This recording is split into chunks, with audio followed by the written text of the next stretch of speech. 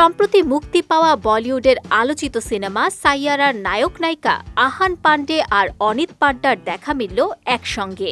সেখানে তাদেরকে বেশ কাছাকাছি অবস্থাতেই দেখা যায়, যা দেখে চমকে উঠেছে তাদের ভক্তরা।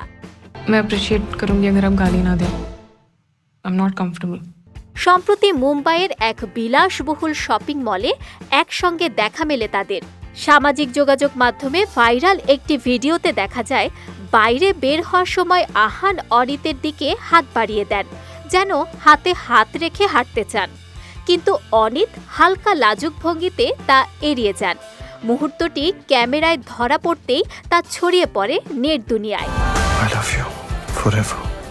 আর এ নিয়েই শুরু গুঞ্জন। নেটিজেনরা ভাবতে শুরু করেছেন, পর্দার প্রেম কি তাহলে বাস্তবে ধরা দিচ্ছে?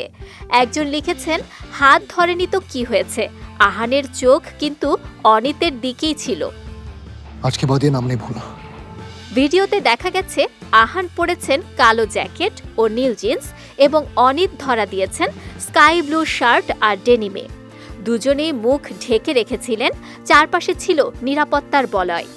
তাদের সঙ্গে ছিলেন আহানের মা ডিয়ানে পান্ডে।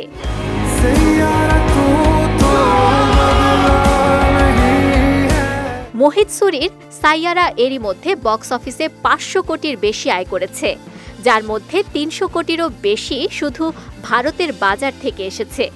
এই ছবিতেই বড় পর্দায় প্রথম জুটি বেঁধেছেন আহান ও অনিত।